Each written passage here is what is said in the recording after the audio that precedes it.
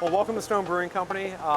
We'd like to show you around a little bit and show you how we make our world-class beers here at Stone, and which we're always doing. We never close down. Right now we do brew 24 hours a day, 7 days a week, and it all starts here with our malted barley and our mill room.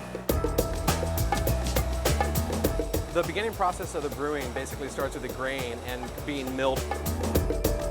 4 ingredients of beer according to good beer practices, and those would be water, hops, yeast, and barley. So all the flavor profiles are all created by the different use of the specialty malts. I always like to make a cooking analogy. Your base for cookies is going to be flour and sugar. Every cookie you make is going to have flour and sugar. All of our beers have water and yeast.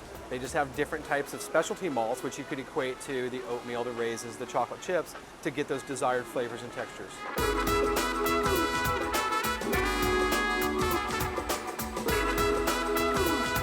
So here is where you have all the grain, the crushed grain, the pulverized grain, basically steeping in hot water, extracting the starches and the sugars into the liquid. The resulting liquid is called wort, spelled W-O-R-T, and it's a super saturated liquid full of starch and sugar.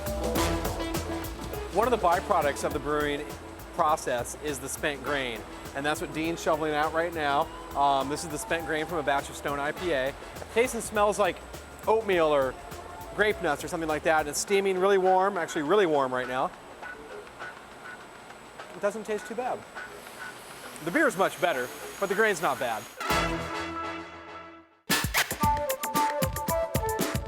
The kettle basically is the next step in the brewing process, and that is the point to where we're actually boiling the wort. At the same time, we're adding our hops in.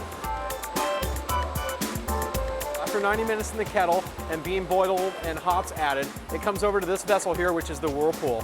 And at that point, what we're doing is basically using it as a centrifugal type of machine, which all the particles that have coagulated during the brewing process then are being pulled to the center of this vessel, so we can pull the wort that's the cleanest off the outside, run it through the heat exchanger, and then by the use of the cold water, we need to have it cool down from roughly a 210 degree temperature to roughly 71 to 73 degrees. That way it doesn't kill the yeast when it's added into the fermenters, and it's the prime temperature for the yeast to begin to eat those starches and sugars and produce carbon dioxide and alcohol. After the whirlpool, basically we're going to be changing the wort into beer. Behind us and on the side of me, we have an active fermentation of Stone IPA going on. And basically what's happening inside this vessel is the yeast is frantically eating the starches and sugars, producing alcohol, making Stone IPA, and then one of the byproducts is CO2. And that's what you see here coming out of the overflow tube, is the energy that's being created inside has to expel somewhere. And so therefore it's coming out here and bubbling and burping and overflowing, and it's just an amazing part of the brewing process, which really kind of brings you into the fact that brewing is part chemistry, part science, and part art.